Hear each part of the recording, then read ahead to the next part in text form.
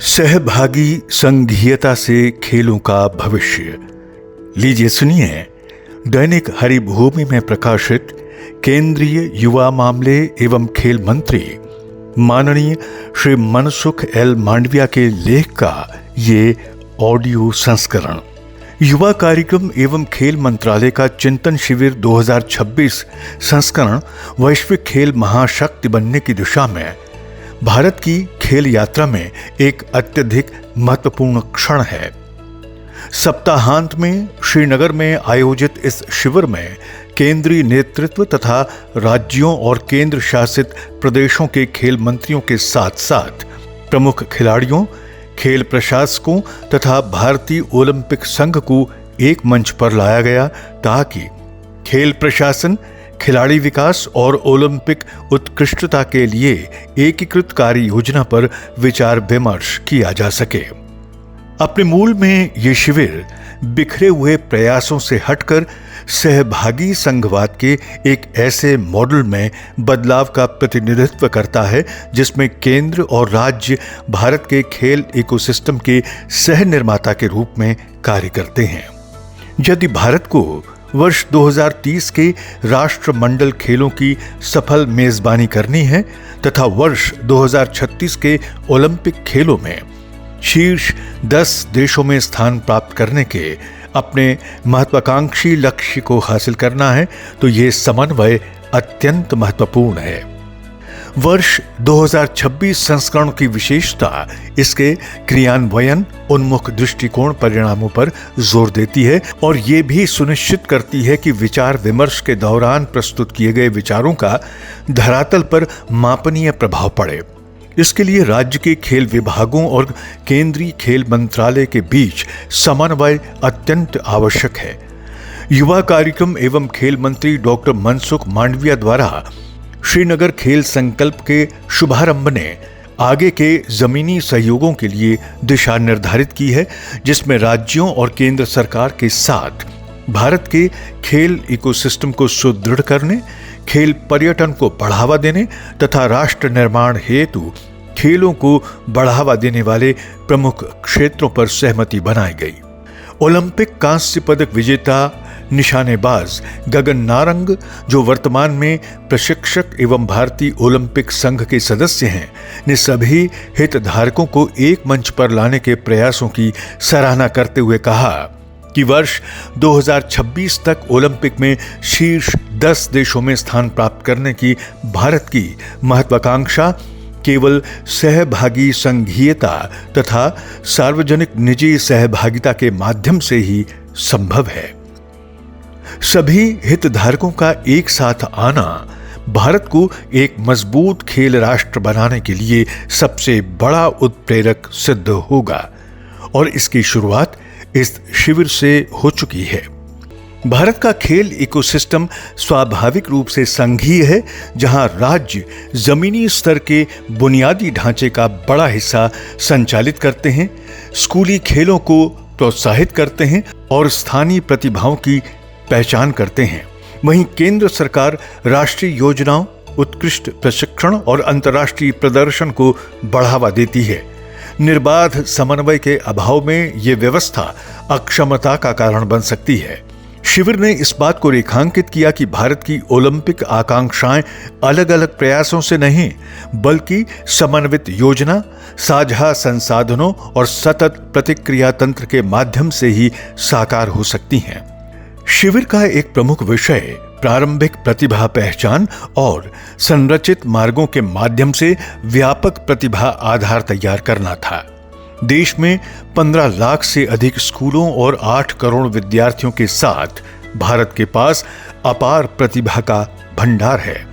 हालांकि इस क्षमता का उपयोग करने के लिए खेलो इंडिया उदीयमान प्रतिभा पहचान कार्यक्रम जैसे एकीकृत प्रतिभा पहचान तंत्र, जिला स्तर से उत्कृष्ट स्तर तक खिलाड़ियों की प्रगति को ट्रैक करने हेतु राष्ट्रीय खेल भंडार तथा स्कूल और जिला स्तरीय प्रतियोगिताओं को पुनर्गठित कर उन्हें राष्ट्रीय अकादमियों से जोड़ने वाली संरचित प्रणाली के उपयोग की आवश्यकता है। वास्तव में शिविर में हुई चर्चाओं ने यह स्पष्ट किया कि ओलंपिक पदक रातों रात प्राप्त नहीं होते, वे एक दशक लंबी प्रक्रिया का परिणाम होते हैं, जिसकी शुरुआत जमीनी स्तर से होती है।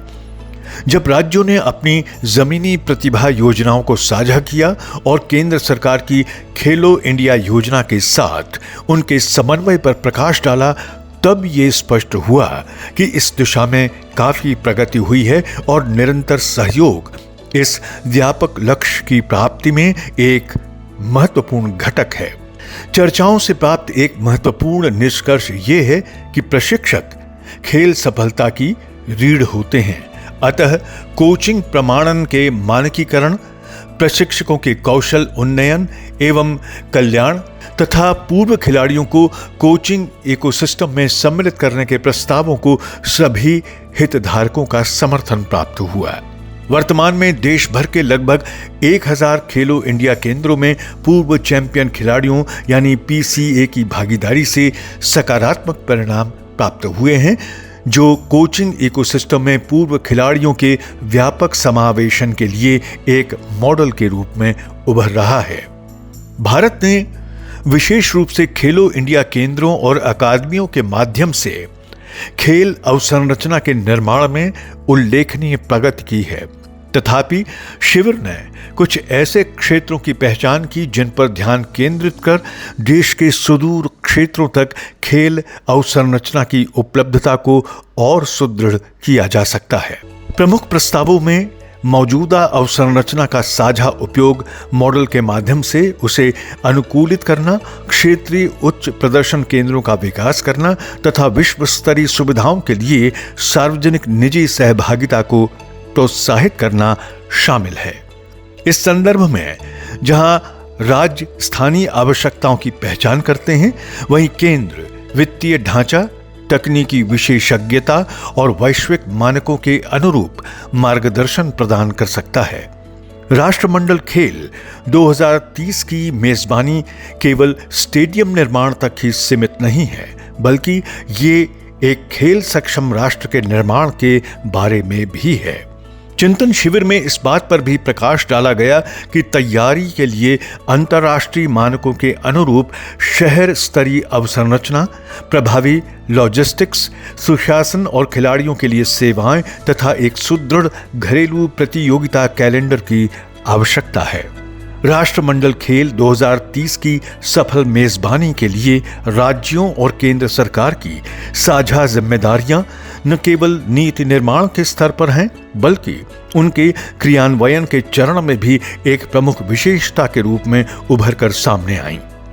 केंद्र और राज्यों के बीच दायित्वों के वितरण से भारत देश भर में अनेक आयोजन तत्पर समूह बना सकता है, जिससे एक ही मेजबान शहर पर दबाव कम पड़ेगा और विरासत लाभ सुनिश्चित होगा।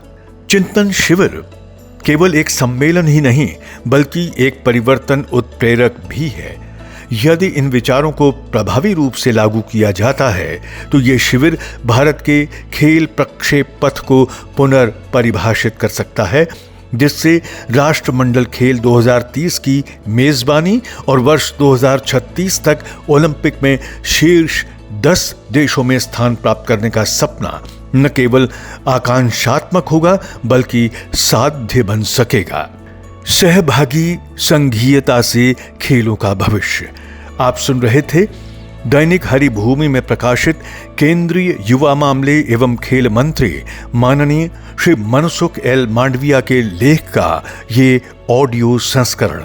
प्रस्तुतकर्ता भाजपा संगवारी।